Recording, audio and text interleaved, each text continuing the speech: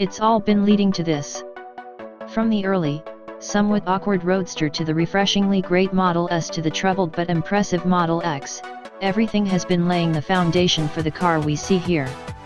It's the Tesla Model 3, and it's finally been unveiled to the world. The Model 3 marks the beginning of Tesla's mass-market assault, and the first attack comes from the price. The Model 3 will be available for just $35,000 before federal and state tax rebates. Yes, most of you will be able to get this car for somewhere less than $35,000, even at launch.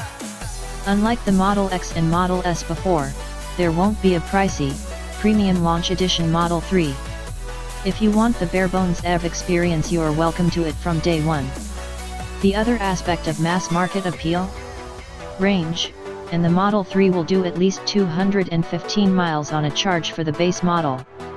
If that weren't good enough, the Model 3 will have access to all of Tesla's increasingly convenient spate of supercharger stations for battery-top UPS that are both fast and free.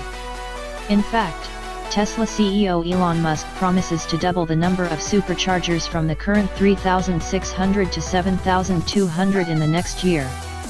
At a supercharger, a Model 3 will be able to get an 80% charge in less than 30 minutes. Of course, none of that matters if the thing doesn't look and drive well. While we haven't had a chance to get inside the car yet, from the outside it looks more or less like you'd expect, a 3/4-sized Model S. Instead of 3 rows of seating there are only 2, the cabin now optimized for a maximum of 5 passengers. There's a bit more to it than that, though. The nose has received the Model X treatment, so it's cleaner and simpler than the Model S. The Model X's flush sonar sensors are here, too, getting rid of the annoying little bumps on the leading edges of the Model S. On the inside, things are familiar but also radically different. Like the Model S, the interior is dominated by a single touch screen, but this time it's oriented horizontally, unlike the large portrait units on the S and the X. Interestingly, this unit handles all duties for things like speedometer and all the various warning lights. There is no traditional dash behind the steering wheel, everything is there in the middle. All the various driver safety and autonomy features we've seen in the S and X will come standard in the Model 3, including hands-off highway cruising and lane changes.